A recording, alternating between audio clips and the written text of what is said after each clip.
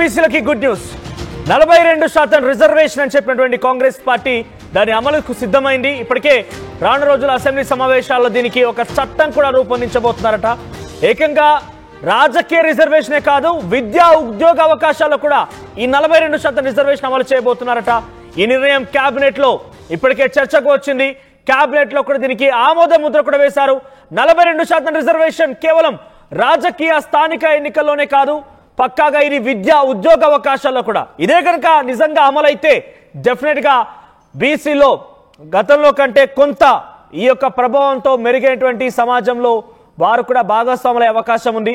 అయితే ఇది మరింతగా పెంచాలి, మా యొక్క శాతాన్ని మరింతగా ముందుకు తీసుకెళ్లాలంటూ చాలా మంది బీసీలు పోరాడుతూనే ఉన్నారు. 42% కాదు, మేము సుమారుగా 50% పైబడే ఉన్నాం, మా లెక్కలు తప్పుగా చూపించారని బీసీ సంఘాలు ఆగ్రహం వ్యక్తం చేస్తూనే ఉన్నాయి. దానికి పేరిట మళ్ళీ రీసర్వే అంటూ కొంతమంది ఎవరైతే సర్వేలో పాల్గొన్న వారికి మరొక అవకాశం కల్పిస్తూ కాంగ్రెస్ పార్టీ నిర్ణయం తీసుకుంది. అది కూడా దాదాపుగా పూర్తి కావచ్చింది, పూర్తి అయిపోయింది కూడా. సో ఇప్పుడు 42% రిజర్వేషన్ ని అటు రాజకీయాల్లోనే కాకుండా విద్యా ఉద్యోగ అవకాశాలు కూడా కల్పిస్తామని చెప్పడం కొంత బీసీ వర్గాల్లో సంతోషకరమైన వార్త, కొంత గుడ్ న్యూస్ గా తెలుస్తోంది. కానీ దీని ఎంత మేరకి బీసీ సంఘాలు బీసీ సమాజం యాక్సెప్ట్ చేస్తుందో చూడాలి. సో ప్రజెంట్ అయితే దీనిపైన కేబినెట్ లో చర్చ జరిగింది. కేబినెట్ లో దీనికి ఆమోద ముద్ర కూడా వేశారు. 42% కల్పించేలా కొత్తగా చట్టాన్ని తీసుకురాబోతోంది ప్రభుత్వం. త్వరలోనే అసెంబ్లీ ముందుకు ఎస్సీ వర్గీకరణ బీసీ రిజర్వేషన్ల పెంపు బిల్లు కూడా రాబోతోంది. ఎస్సీ వర్గీకరణ పైన సుప్రీంకోర్టులో తీర్పు అమలు చేస్తామన్నారు సీఎం. సో ఈ నేపథ్యంలో అసెంబ్లీలో ఎటువంటి చర్చ జరుగుతుందో చూడాలి. మరిన్ని అప్డేట్స్ మధు అందిస్తారు. ఎస్ మధు, ఏంటి ఉద్యోగ రాజకీయ విద్యా అవకాశాన్నిట్లో కూడా 42% రిజర్వేషన్ ని అమలు పరుస్తామని కాంగ్రెస్ పార్టీ ప్రభుత్వం కేబినెట్ లో ఆమోద ముద్ర వేసింది. సో ఇది ఎంత మేరకు యాక్సెప్టెన్స్ ఉండే అవకాశం ఉంది? ఇప్పటికే రాజకీయంగా మా యొక్క జనాభా శాతం ఇంకా ఎక్కువగా ఉంటుంది, 50% పైబడినటువంటి తమ రిజర్వేషన్ ని, తమ యొక్క జనాభాని కుదించి చూపించారని చెప్పి బీసీ సంఘాలన్నీ కూడా ఆగ్రహం వ్యక్తం చేస్తున్నాయి. ఈ నేపథ్యంలో అటు రాజకీయంగానే కాదు, విద్యా ఉద్యోగ అవకాశాలు కూడా మీకు ఈ రిజర్వేషన్ అమలు చేస్తాం, గది 42 రిజర్వేషన్ అని చెప్పడంతో ఎలా చూడాలి? దీన్ని ఎంతవరకు యాక్సెప్ట్ చేసే అవకాశం ఉంది? ఎగ్జాక్ట్లీ రెండు కీలకమైనటువంటి స్టెప్స్ తీసుకున్నారు. ఒకటి, బీసీల రిజర్వేషన్లకు సంబంధించినటువంటి 42% పెంచేటువంటి ముసాయిదా బిల్లుని ప్రవేశపెట్టాలనేటువంటి నిర్ణయం తీసుకున్నారు. యథావిధిగా నిర్ణయం తీసుకుంటూనే కేబినెట్ లో మరొకటి ఆమోదించారు. 2017 సంవత్సరంలో గత బీఆర్ఎస్ ప్రభుత్వం ప్రవేశపెట్టినటువంటి రిజర్వేషన్ల పాత బిల్లును కూడా బ్యాక్ తీసుకోవాలి, వెనక్కి తీసుకోవాలి, దాన్ని స్క్రాప్ చేయాలనేటువంటిది కూడా రాష్ట్ర ప్రభుత్వం నిన్న కేబినెట్ సమావేశంలో కీలక నిర్ణయం తీసుకుంది. స్థానిక సంస్థల్లో 42% తో పాటు రిజర్వేషన్లు కల్పించేటువంటి దాంతో పాటు నెక్స్ట్ ఈ విద్యా వ్యవస్థలో మొత్తం ఎడ్యుకేషన్ డిపార్ట్మెంట్ లో ప్రభుత్వ ఉద్యోగాల్లో 42% కూడా రిజర్వేషన్లు కల్పించాలి అనేటువంటిది ఒక ప్రధానమైనటువంటి నిర్ణయం తీసుకున్నారు. సో దీనిపైన ఈ రెండింటిని కూడా వేరువేరుగా అసెంబ్లీలో ప్రవేశపెట్టాలి అనేటువంటిది మంత్రివర్గం నిన్న కేబినెట్ సమావేశం ఆమోద ముద్ర వేసింది. వీటితో పాటు మరొకటి కీలకమైనటువంటిది ఎస్సీ వర్గీకరణకు సంబంధించినటువంటి బిల్లును కూడా కేబినెట్ ఆమోదం తెలిపింది. రేపు వచ్చేటువంటి బడ్జెట్ అసెంబ్లీ సమావేశాల్లో అసెంబ్లీలో ఈ మూడింటిని ప్రవేశపెట్టినారు. ఒక బీసీలకు సంబంధించి 2, ఎస్సీ వర్గీకరణకు సంబంధించినటువంటి 1, 3 బిల్లులను ప్రవేశపెడతారు. ఎస్సీ కులాల వర్గీకరణ పైన ఏదైతే single bench justice Shamim Akhtar ఇచ్చినటువంటి నివేదిక ఏదైతుందో ఆ నివేదిక పైన ప్రభుత్వం నిర్ణయం తీసుకున్నారు. ఫిబ్రవరి 3వ తేదీనే ఈ కమిషన్ ఇచ్చినటువంటి విషయం మనందరికీ తెలిసిందే. యథావిధంగా దాంట్లో ఇలాంటి మార్పులు చేర్పులు చేయకుండా యథావిధిగా ఆమోదించింది రాష్ట్ర కేబినెట్. అయితే మొత్తం 71కి సంబంధించినటువంటి సవరణలు కోరుతూ వివిధ సంఘాల నుంచి, ఎస్సీ సంఘాల నుంచి మార్పులు చేర్పులు కోరుతూ, కొంచెం సవరణలు కోరుతూ ప్రభుత్వానికి విజ్ఞప్తులు వచ్చాయి. విజ్ఞప్తులు వచ్చినప్పటికీ కూడా వాటన్నిటిని బుట్ట దాఖలు చేశారు, పక్కన పెట్టేశారు సైలెంట్ గా. సో యథావిధిగా కమిషన్ షమీమ్ అఖ్తర్ ఇచ్చినటువంటి కమిషన్ యథావిధంగా ఇంప్లిమెంట్ చేయాలనేటువంటి నిర్ణయం కేబినెట్ లో తీసుకోవడం జరిగింది. దానితో పాటు న్యాయపరమైనటువంటి చిక్కులు రాకుండా, ఫ్యూచర్ లో మళ్ళీ ఎవరైనా కోర్టుకు వెళ్ళడం, దీంట్లో క్వశ్చన్ చేయడం, ఇట్లాంటి పరిస్థితులు రాకుండా న్యాయపరమైన చిక్కులు లేకుండా చూడాలనేటువంటిది కూడా ముఖ్యమంత్రి వారికి ఆదేశాలు ఇచ్చారు. సో మొత్తానికి నిన్న కేబినెట్ సమావేశంలో కీలక నిర్ణయాలు తీసుకున్నారు. 1 ఎస్సీ వర్గీకరణ, 2 బీసీ 42% సంబంధించినటువంటి బిల్లు, 1 స్థానిక సంస్థలు, తర్వాత ప్రైవేట్ విద్యా సంస్థలు, ప్రభుత్వ ఉద్యోగాల్లో కూడా ఈ 42% రిజర్వేషన్ కల్పించాలనేటువంటి నిర్ణయం తీసుకున్నారు. సో వీటిపైన వచ్చేటువంటి అసెంబ్లీ సమావేశాల్లో బిల్లును ఆమోదించనుంది రాష్ట్ర ప్రభుత్వం. అంటే మొదటి ఎంత మేర ఎస్సీ వర్గీకరణకు సంబంధించిన అంశంలో ఎంత మేర ఎస్సీలు యాక్సెప్ట్ చేసే అవకాశం ఉంది? ఈ బీసీ రిజర్వేషన్ 42% కూడా బీసీలు ఎంత మేరకు యాక్సెప్ట్ చేస్తారు? ఎందుకంటే తమ శాతం జనాభా ఇంకా కుదించారు అని చెప్పి బీసీలు ఇంకా డిమాండ్ చేస్తున్నారు.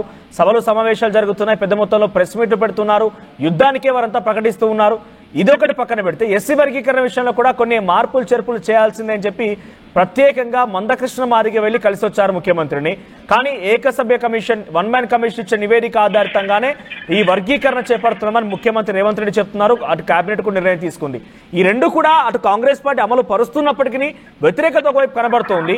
సో ఇప్పుడు ఈ 42% రిజర్వేషన్ కానివ్వండి, ఎస్సీ వర్గీకరణని ఎంత వేరే పబ్లిక్ యాక్సెప్ట్ చేసే అవకాశం ఉంది? అంటే ఎస్సీ వర్గీకరణకు సంబంధించి ఏబిసిడి వర్గీకరణ జరగాలనేటువంటిది మందకృష్ణ మాదిగ ఆధ్వర్యంలో పెద్ద ఎత్తున కొన్ని సుదీర్ఘ పోరాటం జరిగిన విషయం మనకు తెలిసిందే. దాంట్లో డి కేటగిరీలో ఉన్నటువంటి వాళ్ళని కొంతమంది ఉపకులాలను తెచ్చి కేటగిరీ ఏలో, అంటే ఇప్పుడు ప్రభుత్వం తీసుకున్న నిర్ణయం ఏంటంటే ఏబిసి మాత్రమే వర్గీకరణ చేసింది. వీళ్ళ డిమాండ్ అంటే ఏబిసిడి వర్గీకరణ చేయాలనేటువంటిది.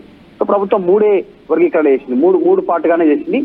డిలో ఉండాల్సినటువంటి కొన్ని ఉపకులాలను తీసుకొచ్చి ఏలో కలిపారు అనేటువంటిది వాళ్ళ ప్రధానమైనటువంటి డిమాండ్. దాన్ని వాళ్ళు సవరించాలనేటువంటి డిమాండ్ ప్రభుత్వం ముందు చెప్తా ఉన్నారు. మిగతా అంతా యాక్సెప్ట్ చేస్తారు, వర్గీకరణ ఎస్సీ వర్గీకరణ కోసం మిగతా అంతా ఓకే, కానీ కాస్త సవరణలు డిలో ఉండాల్సిన వారు, అంటే గతంలో ఆల్రెడీ రాజకీయంగా ఉద్యోగపరంగా ప్రభుత్వాల ఉద్యోగపరంగా రిజర్వేషన్ పరంగా ఎంత లబ్ధి పొందారో ఆ లబ్ధి పొందిన వారిని మళ్ళీ తెచ్చి ఏ కేటగిరీలో పెట్టారు, దానివల్ల అసలైనటువంటి మాదిగ ఉపకులాలకి నష్టం చేకూరుతుంది అనేటువంటిది వాళ్ళు డిమాండ్ చేస్తా ఉన్నారు. మాదిగ సామాజిక వర్గం నుంచి వస్తున్నటువంటి ఆ విజ్ఞప్తి దాన్ని సవరించాలనేటువంటిది. కానీ ఏం పెద్దగా పట్టించుకున్నట్టుగా కేబినెట్ లో ఏకపక్షంగా దాన్ని గా ఏబిసి కోసం గతంలో షమీమ్ అఖ్తర్ కమిషన్ ఇచ్చినటువంటి నివేదికను గా యాక్సెప్ట్ చేశారు. దాన్ని ఇంప్లిమెంట్ చేయాలనేటువంటి నిర్ణయం తీసుకున్నారు. 71 విజ్ఞప్తులు వచ్చాయంటే 71 అంటే దాదాపు రాష్ట్ర వ్యాప్తంగా తెలంగాణ వ్యాప్తంగా ఉన్నటువంటి మాదిగ మాలల రెండు సంబంధించినటువంటి కులాలకు సంబంధించి ఎస్సీల నుంచి విజ్ఞప్తులు వచ్చినా వాటిని పక్కన పెట్టారు. ఏ ఒక్కటి యాక్సెప్ట్ చేసినా ఇంకొక మళ్ళీ మెలిక పెట్టే అవకాశం ఉందనేటువంటి దాన్ని పక్కన పెట్టారు. ఇక బీసీ రిజర్వేషన్ అంశానికి వస్తే ఆల్రెడీ 42% ఇస్తామని ఎన్నికల టైంలోనే హామీ ఇచ్చారు, కానీ సంఖ్య తక్కువ చేసి చూపిస్తా ఉన్నారు. ఈబీసీ రిజర్వేషన్ కోసం ఓసీల సంఖ్యను పెంచే ప్రయత్నం చేశారు. దాంతో రెడ్డిలను 7% ఉన్నటువంటి రెడ్డిలని ఒక్కసారిగా దాన్ని డబల్ చేసే ప్రయత్నం చేశారు అనేటువంటి పెద్ద విమర్శ. దీన్ని ఎట్లా ఓవర్కమ్ చేస్తుందో ప్రభుత్వం చూడాలి. ముఖ్యంగా బీసీలు వచ్చేటువంటి స్థానిక సంస్థల్లో 42% రిజర్వేషన్ అమలు చేయకుండా ముందుకు వెళ్తే మాత్రం ఆగ్రహంగా ఉన్నారు.